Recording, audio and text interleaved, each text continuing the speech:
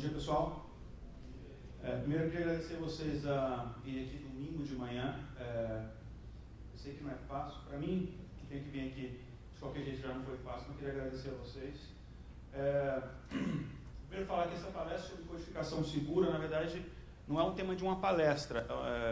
É um tema que caberia um curso inteiro, um curso até longo. Então, como a gente tem mais ou menos 40 minutos de palestra, eu tentei enxugar o máximo possível e eu vou me concentrar mais em programação web, que é o que mais é comum hoje em dia. A maioria dos desenvolvedores hoje desenvolve para a web. Então, coisas como estouro de buffer, canonização, alguns conceitos assim, a gente não vai abordar nessa palestra. Tá ok? Bom,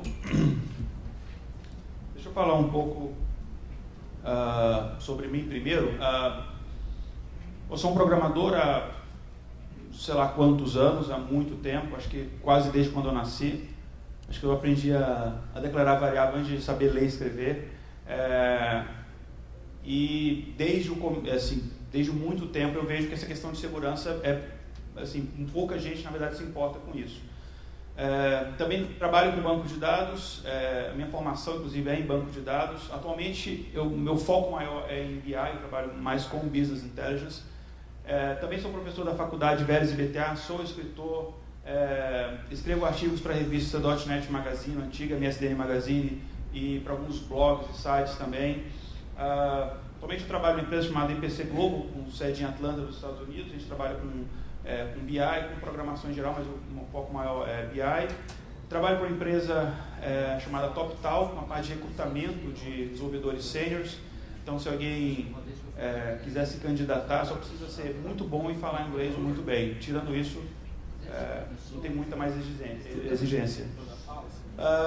E como consultor independente, trabalho com BI, fazendo autocrítica, codificação segura, com programação e várias outras coisas. Bom, chega de falar de mim.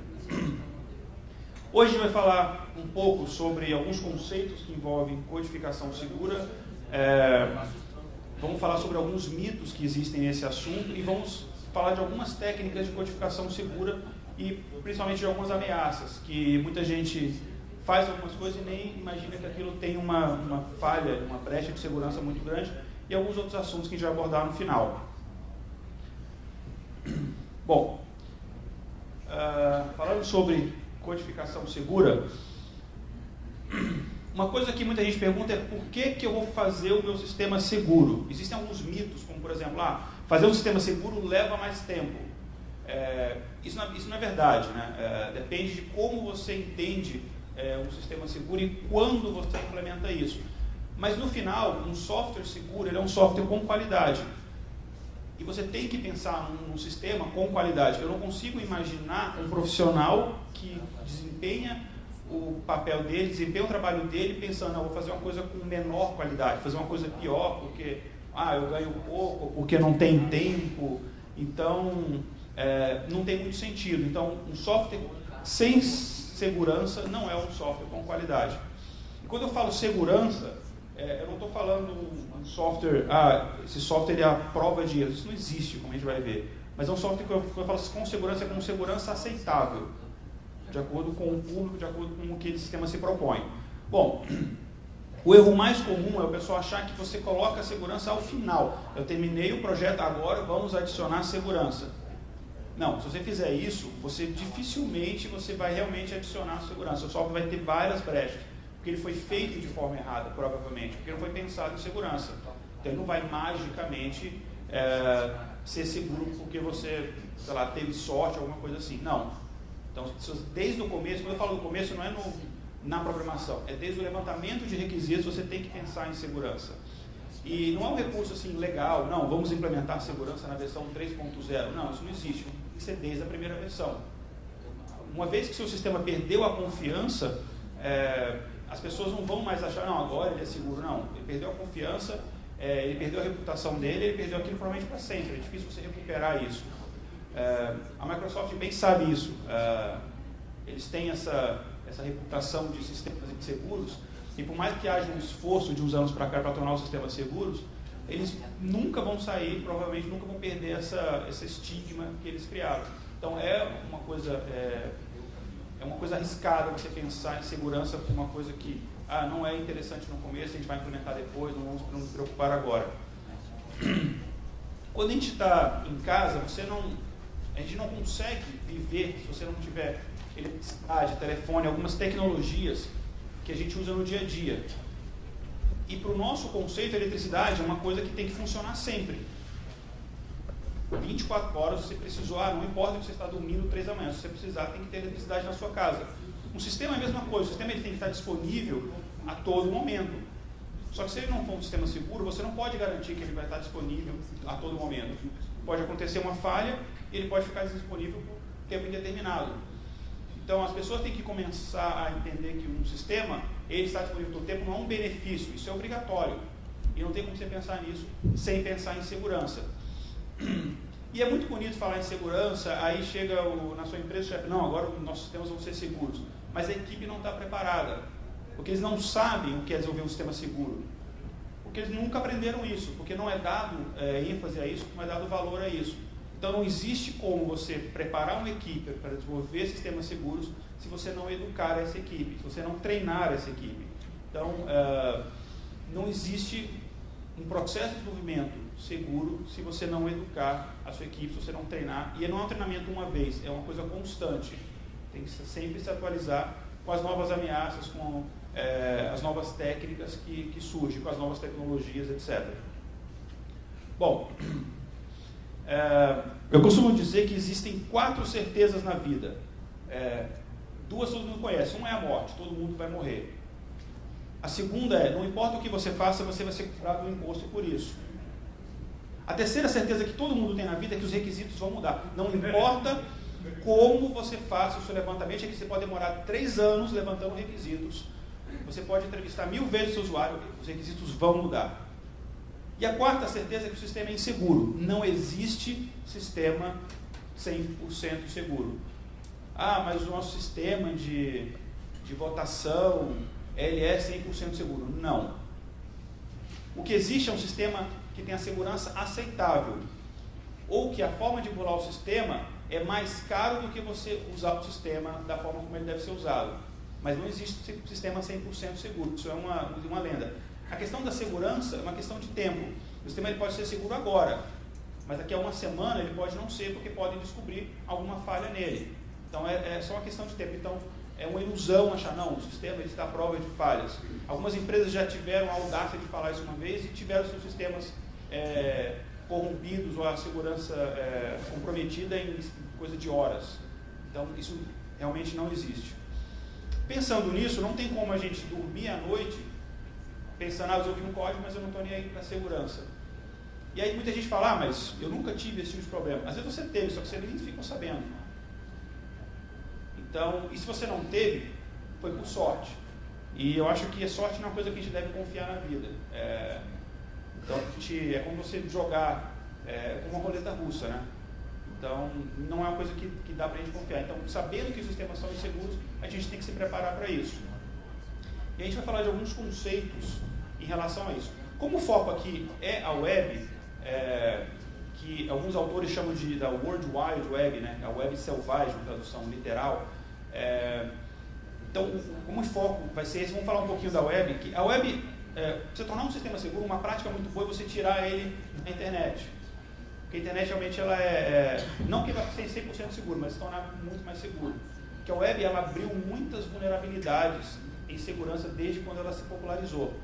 Então, aqui um exemplo típico é o seguinte, eu tenho invasores que eles estudam, eles conhecem sobre segurança e eles decidem explorar as vulnerabilidades de algum sistema.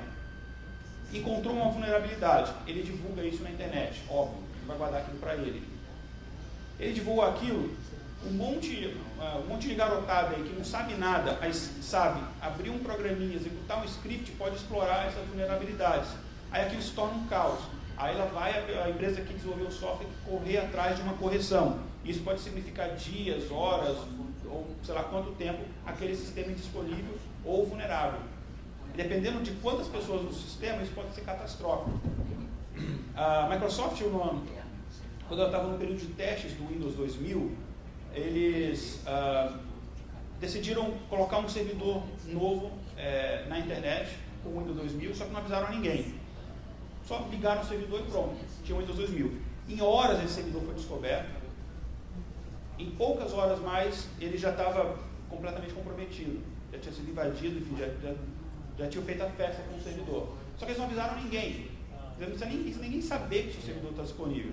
Basta ele estar na internet, ele pode ser encontrado. No caso, tinha alguém monitorando a faixa de peso da Microsoft, descobriu, opa, tem um IP novo, vamos ver. Então, a web, ela chega a ser, ele não vai comprometer a sua aplicação, né? Se sua aplicação ela não estiver segura, ele pode comprometer todo o sistema operacional. Então, é uma questão arriscada que a gente tem que se preocupar com certeza.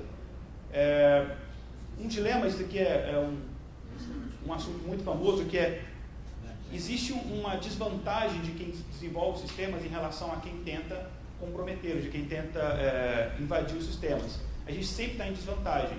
Primeiro, porque o defensor ele tem que defender todos os pontos da aplicação. Já o invasor ele escolhe um ponto mais fraco e explora ele. Você não pode deixar brecha. Se você deixar uma brecha, aquela brecha com certeza vai ser explorada. Uma outra coisa é que para você se defender, você tem que conhecer os ataques. Se você não conhece um tipo de ataque, não tem como você se defender daquele ataque. Já o invasor ele pode explorar novas técnicas de ataque que você não conhece. Então ele tem essa vantagem de tentar o que ninguém nunca tentou. Você não pode se precaver de uma coisa, é como eu criar uma vacina para uma doença que não existe. Fizeram isso com a ebola, né? Mas isso já é uma outra questão. Mas eles criaram a doença junto. Já o defensor, você tem que estar constantemente vigilante. Não quer dizer que você vai botar 2 seguranças na frente do servidor, não. Ninguém vai levar isso aqui para casa. Mas você tem que estar sempre preparado para qualquer tipo de ataque. Já o invasor, ele vai na hora que ele quiser.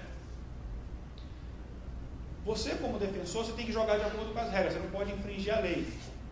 O invasor, até por ter esse nome, ele já está infringindo a lei. Então ele não tem que se preocupar com esse tipo de coisa. Ele não tem que seguir as regras. E por fim, você não pode falhar. Já o invasor, se ele não conseguir, ele pode tentar quantas vezes ele quiser. Só que se você falhar uma vez, pode ser catastrófico. Então, a gente está em desvantagem. Então, não tem como a gente ignorar essa questão de segurança mais. Bom, 4 princípios de segurança, que são, isso não é uma coisa que eu inventei, são coisas que vários autores falam sobre isso. Primeiro, aprenda com os erros. Não necessariamente com os seus erros. Então, você descobriu que existe, por exemplo, uma vulnerabilidade no sistema operacional X. Aí você pensa, nossa, minhas aplicações estão hospedadas nesse sistema operacional X. Você não vai ficar de braços cruzados. Você vai se perguntar, ok, isso pode afetar o meu sistema? De que forma? Como é que eu posso me prevenir? Ou uma empresa concorrente sua com um sistema similar, foi encontrada uma falha de segurança no sistema deles. Você vai se perguntar, ok, será que eu não tenho a mesma coisa? Ou mesmo aconteceu um problema, foi encontrado um problema no seu sistema. Aí você corrigiu aquele problema. Não, você vai se perguntar, será que essa mesma técnica errada que foi usada aqui não foi usada em outras partes do código? Porque às vezes você encontra uma falha num local, só que aquele código foi mal feito em vários locais. Então você tem que corrigir em todos os locais. Então, aconteceu uma vez, não deixe acontecer de novo. Se previna e aprenda com seus erros e assim torna o sistema mais seguro. Um outro princípio é você minimizar a área de ataque. Tudo bem, risco existe, o sistema não é seguro, mas vamos tentar fazer com que o prejuízo seja o menor possível. Então, verifique quantas portas estão abertas, se é necessário que elas estejam abertas mesmo, quantidade de serviços que estão rodando, se é necessário que eles estejam rodando, quantos estão, a execução deles, eles rodam com uma execução padrão, enfim, ele inicializa automaticamente com o sistema. Quantos estão rodando numa conta com privilégios elevados? Isso é muito, muito comum. Tem aquela história de que, mas eu preciso rodar com o usuário administrador, porque senão não funciona. Isso é desculpa. Se tiver menos preguiça e se preocupar um pouco mais com a configuração do sistema, você não vai precisar rodar com o usuário administrador. Isso aqui é uma questão do IS, né? Quantidade de filtros e aplicações AES APIs, que são uma falha são uma brecha muito grande de segurança, porque normalmente elas rodam com o usuário do sistema. Então, se alguém consegue acessar aquilo dali, executar um código malicioso através desses filtros, você pode fazer basicamente qualquer coisa. Bom, quantas contas de usuário tem, são do grupo administrador, tem usuário acesso privilegiado, quantos diretórios compartilhados eu tenho, enfim, tem uma infinidade de coisas que a gente tem que verificar e ver o que é necessário realmente. Eu tenho um determinado arquivo que a aplicação precisa acessar. Ok, o acesso que a aplicação tem esse arquivo é somente leitura ou é leitura escrita? Ah, é leitura escrita. Precisa e vai alterar o arquivo? Ah, não vai. Então, não precisa desse acesso.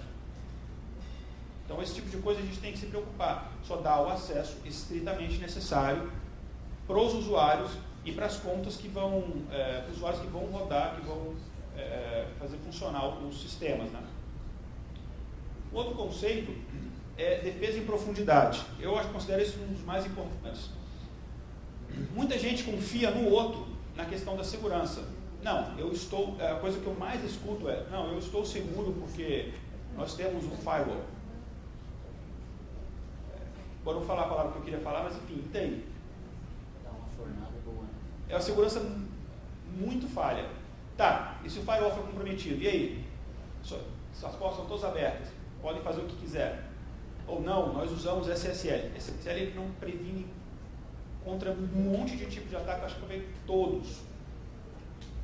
Não vai tornar o sistema seguro. Eu uso criptografia, o sistema é seguro. E daí? Não, você tem que, todas as partes do seu aplicativo tem que ser seguro. Então você tem que ter segurança no banco de dados, você tem que ter segurança na camada de negócio, na interface, em todas as etapas. Você vai confiar numa etapa. Então, um exemplo muito comum é, a pessoa, eu quero que um determinado campo é o CPF. E aí a pessoa vai digitar o CPF, ele faz um JavaScript que valida o formato e tal. Aí a pessoa acha, não, esse campo aqui não pode ser dado nenhuma entrada inválida. Tem várias formas de regular isso. A mais simples é eu desabilito o JavaScript no meu navegador e coloco o que eu quiser lá, inclusive um código malicioso. E se aquela for a única verificação daquele campo, eu encontrei uma brecha, eu posso explorar ela e fazer o que eu quiser. Tá? Então você nunca vai confiar. Confiança do lado da aplicação no lado do cliente, isso jamais. É óbvio, mas 90% das aplicações, eu diria, web, eles têm essa premissa. Não porque ele fala, não, o lado do cliente é seguro. Não, porque ele, na verdade, nem parou para pensar em segurança. Então, isso é um erro que a gente não pode cometer. E a máxima, que eu sempre digo, é o seguinte, toda entrada é maliciosa. Toda entrada é maliciosa. Não existe uma entrada confiável. Você tem que verificar de novo. Então, tem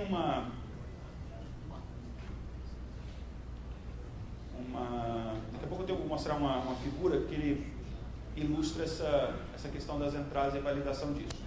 E outra é você utilizar o menor privilégio. Tá? Então, estou me conectando ao banco de dados, você não vai se conectar com o usuário administrador do banco, é óbvio, apesar de muita gente fazer isso.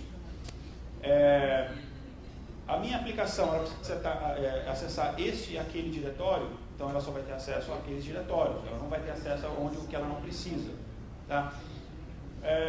Se você está rodando uma aplicação web, por exemplo, rode as aplicações em diferentes pools de aplicações. Você configura isso no servidor web. Que aí, se aquela aplicação for comprometida, ela vai ser comprometida, não todo o resto. Então, isso é uma das falhas mais comuns que a gente vê. Se acontecer um erro, você tem que sair para um modo mais seguro. Então, acontecer um erro, você não executa mais nenhum tipo de comando. Então, você fecha a conexão com o banco de dados, você sai para um modo mais seguro. Existe uma mensagem de erro do usuário que não seja detalhada, já falei isso depois, cuidado com mensagens de erro, cuidado com as mensagens de log, você tem que ter mensagens de log de repente detalhadas para a equipe de desenvolvimento saber o erro que aconteceu, pode ser, mas cuidado, que tem arquivo de log que tem instrução SQL, o cara usa aquilo quase como um arquivo para debugar o código, aí tem instrução SQL, tem trecho de código, etc. Se uma pessoa tem acesso a arquivo de log, ele tem muita informação ali, com mais informação a vida dele se torna mais fácil. Então, muito cuidado com o mensagem de erro que você mostra, o que você grava no arquivo de log, quem tem acesso a isso. Realmente você protege a aplicação, só que os arquivos de log ninguém protege, né? Para quem pega esse arquivo de log, dependendo da informação que tem ali, você pode causar um estrago muito grande. Bom, vamos ver esse código aqui. Então, basicamente, eu tenho uma função ali, isAllout, que eu passo algum tipo de parâmetro lá, ela vai me retornar se a pessoa tem acesso ou não ao sistema. Isso aqui é muito comum, tá? Aí a pessoa verifica. Tem vários status ali que esse objeto pode retornar. Aí ele verifica, olha, se o acesso foi negado, então eu aviso ao usuário que o acesso foi negado, caso contrário, eu deixo ele utilizar. Que problema que existe com esse código? Bom, você está assumindo como condição verdadeira uma coisa que deveria ser o contrário. Então, assim, olha, se o acesso for negado, eu não deixo ele acessar. Caso contrário, qualquer outra coisa que acontecer, eu libero acesso. Inclusive um erro. Então, se essa função retornar alguma coisa que seja um erro, que não seja esperado, que esse erro pode ser por acaso, ou pode ser derivado de um ataque, o acesso está liberado. Uma melhor forma de trabalhar esse código seria o contrário. Eu verifico se o acesso está permitido. Caso contrário, eu não deixo o usuário acessar o sistema. Ah, mas ninguém faz assim. Ah, faz. A gente está falando aqui é porque faz. Tem muito código que tem coisas como essa. Bom, vamos falar agora um pouquinho de técnicas de codificação segura. E aí a gente vai falar também um pouco sobre tipos de ameaça. Alguns tipos de ameaça mais voltados para a programação web, e a gente vai falar, olha, algumas formas que a gente tem para se prevenir disso. A gente falou agora há pouco que toda entrada é mal intencionada. E é mesmo, você tem que ter isso como uma premissa e se, claro, vou entrar mal intencionado, então não vou fazer nada. Não. Você tem que ter isso como uma premissa e você tem que se precaver quanto a isso. Então, o usuário entrou alguma coisa, aquilo tem que ser verificado se é o que ele deveria entrar mesmo. Aí ele tem que entrar um número, esse valor é o número, é o nome mesmo, não tem nenhum código malicioso inserido ali. E nem todas as camadas da aplicação. A gente falou de defesa em profundidade, é um dos conceitos mais importantes em codificação segura. Então você tem uma coisa que a gente chama de limites confiáveis e não confiáveis da aplicação. Então, por exemplo, eu estou lendo os dados de um web service. Esse web service, ele não é confiável. Por mais que tenha sido eu que fiz, não interessa. Ele é externo, ele não é confiável. Qualquer coisa que venha dele, eu tenho que validar o que veio dele, que entrada que veio dele. Estou lendo os dados de uma DLL, de um arquivo terceiro, ou uma variável do sistema, alguma coisa assim, que você tem que validar essa informação. Tá? A coisa mais comum que existe em desenvolvimento web é a pessoa faz um cadastro lá, por exemplo, de usuário. Aí o usuário clicou, quero editar os meus dados. Ele edita os dados, aí ele mostra os dados daquele usuário na página. Aqui que o programador faz, ele guarda o ID do usuário no campo oculto lá.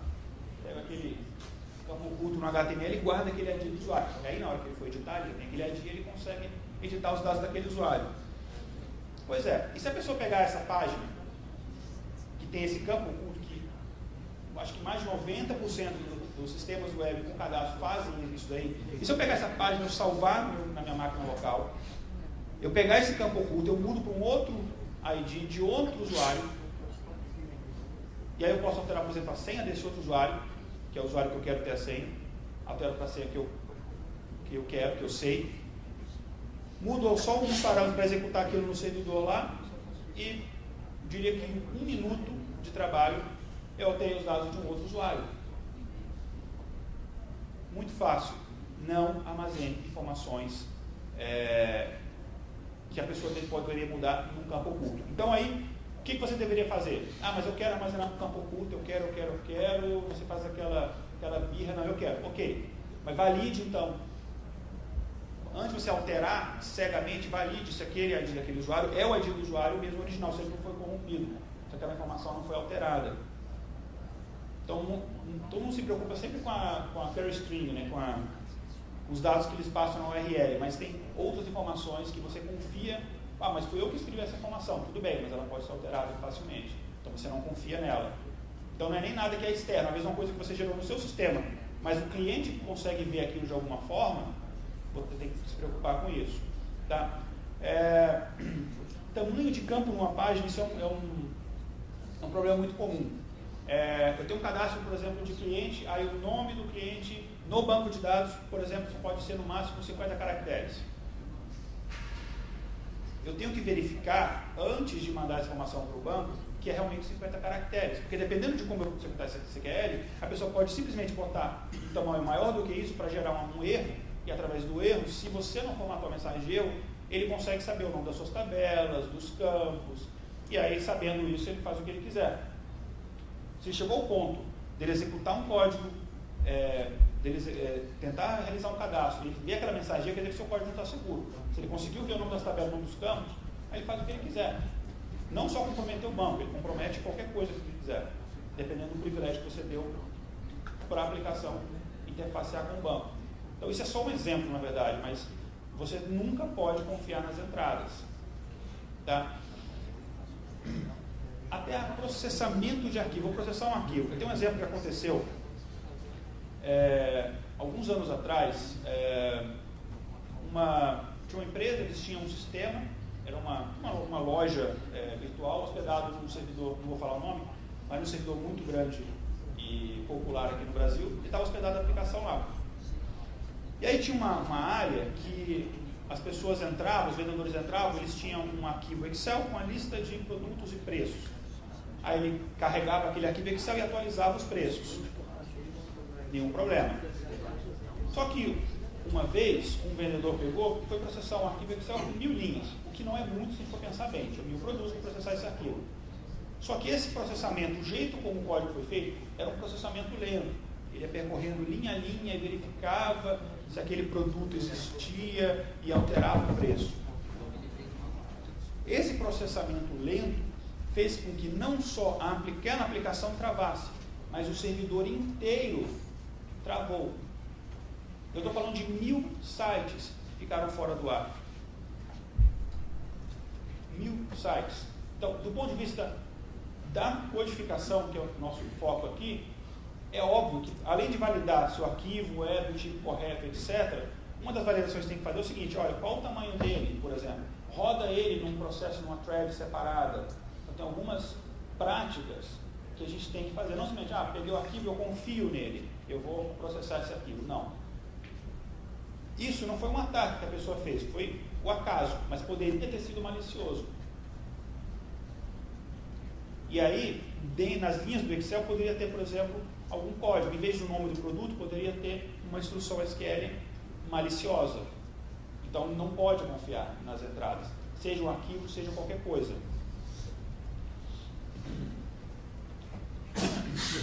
Nessa figura aqui, tem um exemplo, um sistema hipotético aqui, onde eu tenho nessa parte cinza, eu tenho o sistema em si, onde as partes confiam em si porque elas têm a validação de segurança aqui dentro.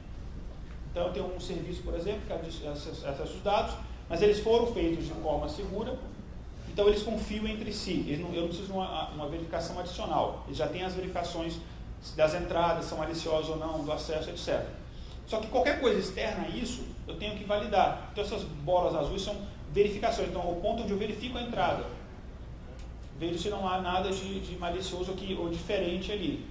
Então, uma variável do ambiente, eu estou lendo umas variáveis do ambiente ali, ela pode ter um código malicioso sim, por que não?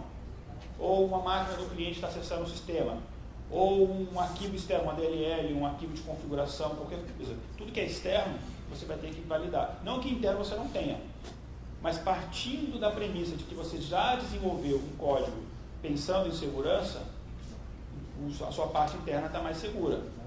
Só que você não pode confiar no que está de fora. Então, mais uma vez, toda a entrada é mal intencionada, toda, sem exceção, até as suas entradas, como é o caso dos campos ocultos, por exemplo, ou uma query string, ou uma entrada que o usuário faz no formulário. Tudo isso é malicioso, a gente tem que se precaver quanto a isso.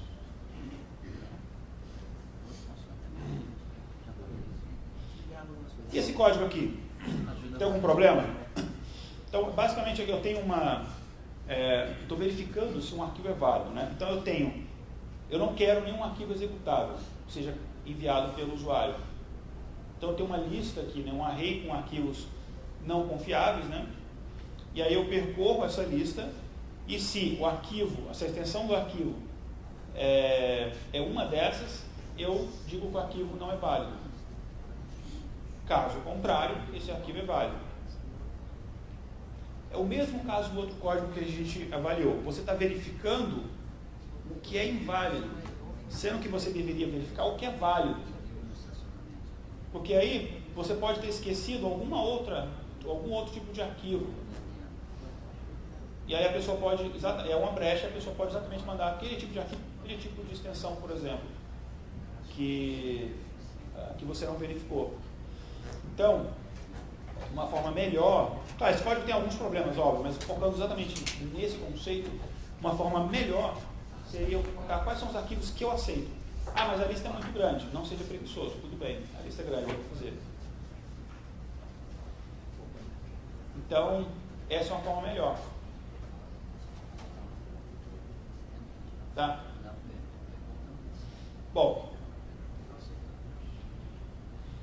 a mesma coisa, só que de um jeito mais interessante, que é usando expressões regulares. Aqui em código do C#, com expressões regulares, aquelas mesmas extensões de arquivo. Aqui o mesmo código em Perl, com expressões regulares.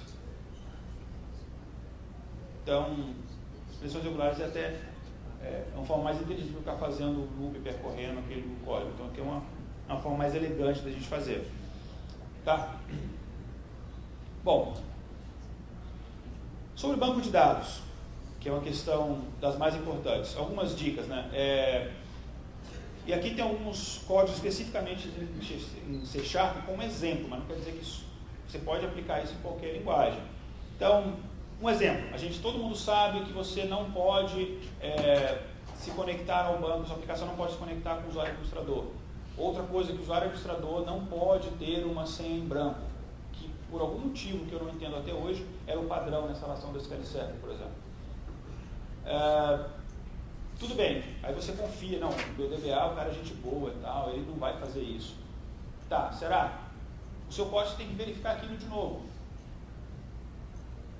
Por que não você verificar se o usuário que você está conectando ao banco, ele tem os privilégios que ele deve ter, ou ele não é o usuário administrador. E se ele for, você não se conecta.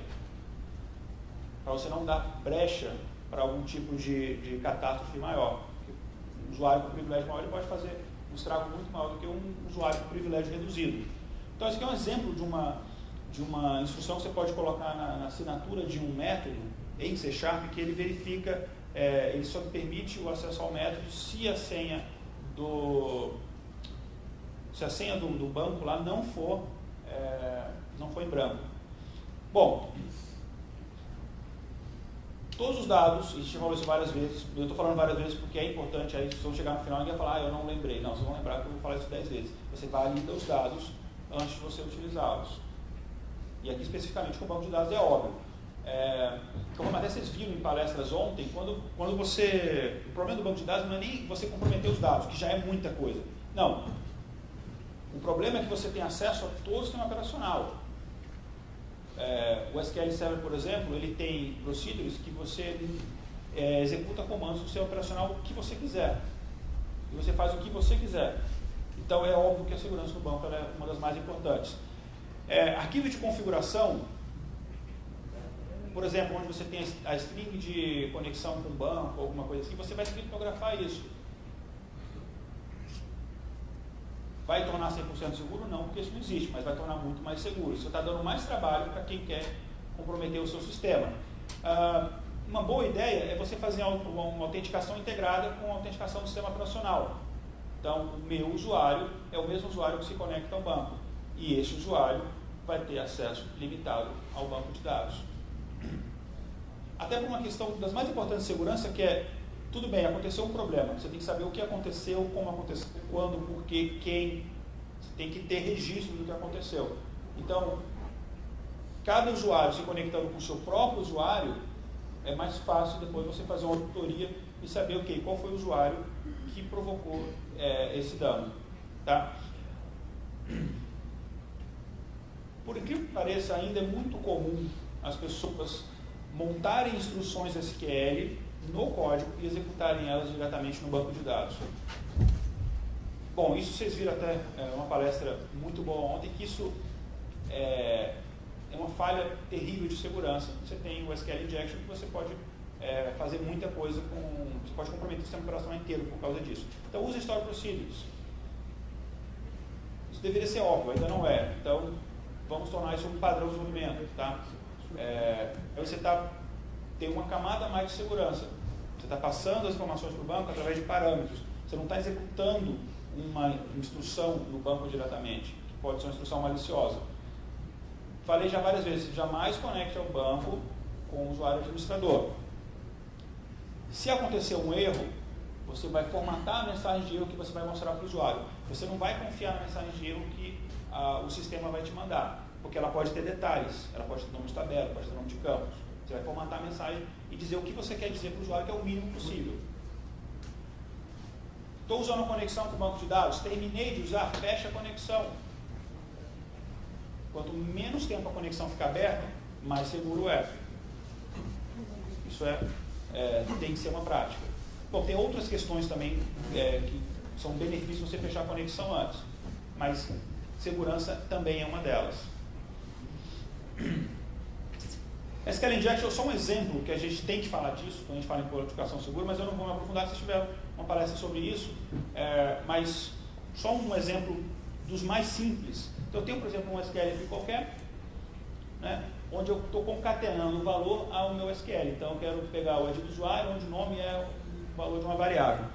Tá, só que eu posso ter um código malicioso. Aqui no caso, por exemplo, eu teria o acesso ao primeiro ID registrado no banco de dados, que normalmente é uma outra prática insegura, é o administrador do sistema. Normalmente o primeiro usuário cadastrado é o administrador. Aí você faz isso, pronto. Eu sou o administrador, eu posso fazer o que eu quiser com o sistema. Tá? Então, como é que a gente resolve o problema? Várias formas. Você passando as informações como parâmetros, usando Store Procedures, já resolveria esse problema. Então, não façam esse tipo de coisa, pelo amor de Deus. Mas isso ninguém faz. Faz. Tem que é só o pessoal que está começando. Não. Tem sites famosos, grandes, que fazem uso de coisas assim e tiveram problemas.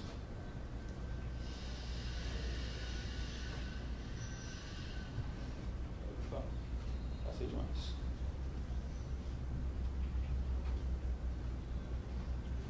Bom, uma das coisas que eu acho mais perigosas em aplicação web são os cross-site scriptings, que é um script que ele é executado entre diferentes sites. Então você confia que esse script está sendo executado por um site, mas na verdade está sendo executado por outro. Então, o site o problema basicamente são duas etapas, né? O site ele confia numa entrada de uma entidade externa e vai pegar essa entrada e mostra aquilo como uma saída. Então, eu coloquei um nome e aí a pessoa vai e mostra o meu nome na tela. Isso é uma falha de segurança, porque aquilo pode ser um código malicioso. Tá? Lembrando que todas as entradas são maliciosas, a gente não pode confiar. Então, exemplo aqui em ASP, só para dizer que a gente tem preconceito, exemplo simples. Eu pego o nome do usuário, que está na query string, e falo, olá, fulano. Então, se eu tiver uma entrada como esse daí, a URL, e o nome da página, ali, o variável nome igual a um nome, ele funciona. Mas se a entrada for alguma coisa assim, aqui eu tenho um script que ele vai pegar os cookies armazenados no computador do cliente e vai mostrar aquilo. Isso eu executaria. Eu não valido aquela entrada, eu simplesmente exibo essa entrada. Tá? Bom, mas isso pode ser um problema? Pode. Vamos já que a gente falou de cookies, vamos falar um pouquinho de cookies, que a gente tem algumas premissas que estão erradas. A gente aprendeu que, não, um cookie ele só pode ser lido pelo domínio que eu criei. Então eu tenho o meu site.com.br, ele criou cookies na máquina do cliente, só ele vai conseguir ler esses cookies. Tá, você aprendeu isso. Mas o que é como é que eu defino qual é o domínio? Como é que eu defino o que é uma URL? De que domínio está executando aquilo? Existe um padrão que define a URL. Esse padrão é basicamente o protocolo, // usuário, /senha, arroba o host, a porta, /URL. Só que cada um desses parâmetros é opcional. Eu não preciso colocar todos eles. Então, por exemplo, uma coisa como isso daqui, eu estou lá, microsoft.com, meu site.com, /Python alguma coisa. Parece que eu estou executando o site, parece que o site da Microsoft é que está sendo executado, ele é o domínio. Mas, na verdade, a URL que está sendo chamada é a URL depois do arroba. Ou seja, essa URL conseguiria ler os cookies que a Microsoft gravou. Então, imagina que eu tenho um sistema que no login tem checkbox lá, mantenha-me conectado. E a forma como ele te mantém conectado, toda vez que você abre, ele grava um cookie na sua máquina. E aí ele te mantém conectado. Ok. Aí você manda um e-mail para uma pessoa que acessa aquele site. A pessoa ela abre aquele e-mail e ela vai clicar por algum motivo no link, porque vai ver as fotos de não sei quem lá, Big Brother, ou porque ele vai ganhar 1 milhão. Ele clica naquele link. Aí, aquilo dali, ele vai executar um código, achando que você está naquele site, só que ele está no seu site. No seu site, aquela página que você está abrindo, vai ler os cookies dele e vai gravar para você. Aí você tem um cookie dele gravado, daquele usuário gravado no seu servidor. Você pega, o arquivo de cookie, ele basicamente é um arquivo texto com um cabeçalho lá. Você pega, você copia aquilo para o seu computador, pronto, você entra no site como se fosse aquele usuário. Então, é uma falha grave de segurança. Bom, então, deixa eu até falar um pouco mais de cookies, que é muito utilizado e de forma muito errada. Então, mas o usuário, se ele for treinado, ele não clicar no link, não tem problema. Não, nada a ver. Ou então, eu faço uma validação, eu não deixo a tag script ser processada. Não, ele não precisa nem da tag script. O link pode ter instrução JavaScript direto. Então ele não clica no link. Ele não precisa nem clicar. Ele pode passar o mouse em cima. Eu posso colocar o JavaScript num evento mouse over. Passou o mouse em cima da página ou de uma imagem. Ele abriu um e-mail, abriu uma página, ele já pode ter aquilo comprometido. Você abriu uma página lá, vou baixar o crack do programa tal. Aí você abriu lá, e aí ele tem um código malicioso que lê os cookies, sei lá, do Facebook ou de qualquer coisa. Pronto. Seus dados foram capturados. Tá? Mas se a pessoa olhar o URL, ela vai saber que está indo para um outro site. Tá, mas eu posso pegar esse outro URL e posso colocar em hexadecimal também. E aí? Quem é o usuário que vai verificar isso daí? O que é esse hexadecimal? Ninguém. Então, é complicado. Bom, mas tem como se prevenir. Tem várias e várias formas. Pensando do ponto de vista do desenvolvimento, né, do código, você tem uma das mais complexas, mas em alguns cenários ela se aplica, é você ter um dicionário de entradas válidas, quando elas não são muito grandes. Então, olha, essas são as entradas válidas e eu aceito esse tipo de entrada. Bom, uma outra é você codificar a saída. Tá, você tem, vou dar algum exemplo aqui de duas linguagens aqui no ASP.NET no PHP, você tem essas funções que ele codifica a saída. Então, você tem, por exemplo, um sinal de maior, um sinal de menor, que ele vai ser codificado. Então, ele não vai ser executado como código, ele vai ser entendido como um string, né, como um texto. Tá? Você pode verificar entradas inválidas específicas, tag script ou aquela palavra. Eu não estou falando apenas uma dessas coisas. O ideal, quanto mais verificações você fizer, melhor. Mas são formas de você se prevenir contra cross-site script. Então, meu site está 100% seguro contra cross-site script. Não. Mais uma vez, não existe 100% seguro contra nada. Mas você está mais seguro ou com uma segurança aceitável contra esse tipo de ataque. A gente está falando aqui da prevenção, você como usuário, né? A gente está focando mesmo na parte do desenvolvedor. Falando de cookies, muita gente usa, e só que a gente tem que tomar cuidado. A gente acabou de ver que aquela premissa de que apenas o meu site vai conseguir ler é mentira. É muito fácil burlar isso daí. Então isso é mentira. Sabendo disso, você não vai armazenar dados cruciais ali. Um ID de usuário, uma senha. Eu já vi um cookie armazenar um usuário e senha. A coisa mais absurda que eu já não vi, mas fiquei sabendo você faz o login, tá lá, esqueci minha senha. Aí o site, quando você se cadastrava, ele gravava a sua senha com um cookie. Aí esqueci a senha, ele leu o cookie e mostrava. Foi a coisa mais absurda que eu já vi. Não sei porquê. Acho que a pessoa não vou fazer a coisa mais segura que eu consigo. Enfim. Evite o uso de cookies. Se for usar, use só com informações que não são cruciais, que se elas forem obtidas, não vão comprometer a segurança. Tá? E torne os dados imprevisíveis. Então, por exemplo, existe um caso famoso de um sistema em que uma loja virtual, que quando você entrava para fazer a compra, ele gerava um ID para o seu carrinho de compras. E aí você ia comprando os itens, ele armazenando aqueles itens, sob aquele ID, no banco de dados. Para saber que você era aquele usuário que estava comprando aqueles itens, o que ele fazia? Ele criava um cookie e armazenava aquele ID num cookie. Por quê? A ideia era, tudo bem, eu perdi minha conexão, eu voltei no outro dia, o meu carrinho continua lá. Aí o usuário pode continuar a compra. Tá. Só que ele gerava esse ID com um número auto-incremento. Então, eu fiz a compra agora, o meu ID é 20, o próximo é 21, etc. Era previsível. Eu podia muito bem, sabendo disso, isso é fácil você descobrir. Você vai lá, você entra e você faz a compra e você lê o cookie, você vê lá, ID 21. Aí você apaga esse arquivo, entra de novo, opa, 23, sei lá, opa, é sequencial. Aí eu vou lá e coloco 18. Aí eu posso entrar como se eu estivesse fazendo compra por outro usuário. Então, e aí, dependendo de como a informação é armazenada, sabendo disso, você pode, sei lá, alterar um preço, alguma coisa assim. Então, muito cuidado com a utilização de cookies. Se for usar, torne os dados imprevisíveis. Se der para criptografar, você criptografa. Não use dados sensitivos que podem comprometer a segurança. Use informação que não vai comprometer a segurança. Esse tipo de coisa. Tá? E basicamente, como eu falei, o cookie é um arquivo texto. Que tem um cabeçalho ali e os dados. Só. Eu posso copiar o arquivo cookie de um computador para o outro, independente de como ele foi feito. Se, por exemplo, na hora que ele for gravado, você pode pegar uma chave baseado por exemplo, no MAC address do usuário, você pode pegar várias coisas para você amarrar aquele cookie àquela máquina, por exemplo. Mas se você não fizer nenhum tipo de coisa assim, eu posso copiar o cookie de uma máquina para outra e aquilo ali vai executar, sem nenhum problema, vai ser limpo sem nenhum problema. Então, cuidado com isso. Bom, um dos meus preferidos é o DOS, que é o ataque de negação de serviço, o Denial of Service.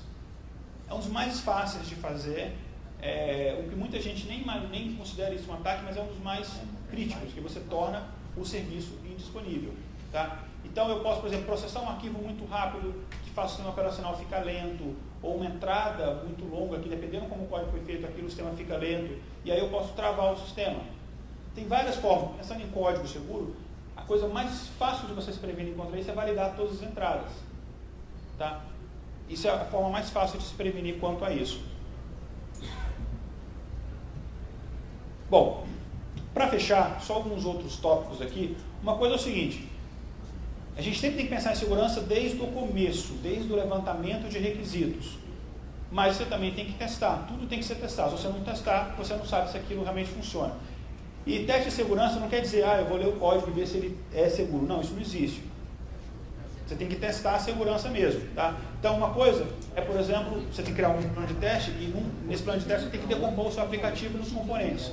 Quais são os componentes do aplicativo? São esse, esse e esse. Ok. Cada componente, você vai ver quais são os tipos de ameaça. Depois, para quem nunca ouviu falar, dá uma pesquisada sobre o modelo Stride. E qual é o risco das ameaças, que é o modelo DRED. Dá uma olhada nisso para cada componente e ver se você está se prevenindo contra essas ameaças e esses potenciais riscos. E aí, cada componente você vai identificar a interface que ele tem com outros componentes ou com outros aplicativos e com alguma coisa fora do sistema. Portas que ele necessita estarem abertas, componentes, DLLs, ActiveX, qualquer coisa que ele acessa. E você vê se há verificação de entrada e tudo na interface com essas entradas. Tá? Bom, uma outra coisa legal também é você fazer um plano, por exemplo, hoje é o dia da segurança, então vamos testar a segurança do aplicativo. Junto o pessoal faz um churrasco e o pessoal tenta comprometer a segurança mesmo. Vamos tentar comprometer a segurança para a gente encontrar falhas. É óbvio que isso é durante a fase de testes do sistema, não é depois que o sistema foi lançado, na versão 2.0, não. Isso é durante os testes do sistema. Tá? Sempre monitore o estado dos dados. O dado ele foi alterado de um ponto ao outro, quando ele não deveria, você tem que verificar esse tipo de coisa. E no teste você verifica se o dado ele pode ser alterado. Valide arquivos, por exemplo, arquivo XML. Se eu colocar ele mal formatado, ele é processado, qual a mensagem de erro que aparece? Se eu colocar uma extensão de conexão errada, se eu colocar um SQL errado, como é que isso é validado? Então a gente tem que prestar atenção em tudo isso. E sempre se mantenha informado de novas ameaças. E sempre aquela coisa de você aprender com os erros. Aconteceu uma nova ameaça, será que eu estou vulnerável? Se estiver, reaja rapidamente, que o prejuízo é menor. Tá? Bom, algumas desculpas. Ninguém vai fazer isso. Vai. Basta que alguém mande, que alguém faça, que alguém faz. Claro que a pessoa tem que saber. Daí a gente volta lá no começo da palestra, não existe segurança sem educação. Você tem que estudar. Não é fácil, mas vale a pena. Bom, quem é que vai querer invadir um aplicativo? Não sei. Você vai querer saber? Eu conseguiria apontar umas 10 pessoas aqui nessa sala. Então, se previna. Bom, a gente está seguro, usa criptografia. A gente já falou disso. Não tem nada a ver. Uma coisa não tem nada a ver com a outra. Eu uso firewall, uso SSL. Não, uma coisa não tem nada a ver com a outra. A gente está falando de código seguro e você pode usar SSL o que for, você está vulnerável a todas as coisas que a gente falou aqui. Se a gente não executar como administrador, não funciona. A gente falou disso. Não, isso é você está com preguiça. Se você configurar o sistema corretamente, programar corretamente, ele vai funcionar com o privilégio que ele precisa funcionar. Não tem mágica. Só que precisa de conhecimento e trabalho. Segurança do trabalho. Não. Tem uma outra palestra que eu falo sobre você desenvolver um código correto, coerente, o melhor código possível. Essa palestra chama de o código da Vinci, que eu comparo programação com uma arte. Você tem que programar como o da Vinci pintava. Se você faz isso, você leva código bem feito, leva menos tempo do que código mal feito. Código seguro não leva mais tempo. Só que você tem que saber. Não tem como o código melhor leva mais tempo, porque o código melhor normalmente é menor. Ele é mais eficiente. Ele vai demorar menos tempo, só que você tem que saber. Tá? Se a gente explicar a segurança, o prazo vai ser estourado. Não, só se você colocar a segurança depois. Se você pensar a segurança desde o começo, você mantém o seu prazo. Até porque ele vai fazer parte do seu levantamento de requisito, da sua estimativa de tempo. Não tem ninguém na equipe que entende de segurança. Tudo bem, vamos treinar a equipe para que as pessoas entendam de segurança. A segurança compromete a usabilidade? Não. Isso é uma outra desculpa de quem tem preguiça. Não, compromete. Basta saber fazer. Segurança não é importante. Essa eu acho que não precisa nem comentar depois do que a gente falou. Então, segurança é importante, segurança envolve educação. Só que se você pensar na segurança desde o começo, você consegue chegar ao final do seu ciclo sem estourar os prazos, com um sistema seguro e com a melhor qualidade. E ter um trabalho de melhor qualidade, acho que tem que ser o objetivo de todo mundo aqui. Queria agradecer a todo mundo. Obrigado por vocês terem vindo. E é muita coisa que a gente tinha para falar, pouco tempo, mas espero que pelo menos a curiosidade de alguns eu tenha conseguido aguçar. Obrigado.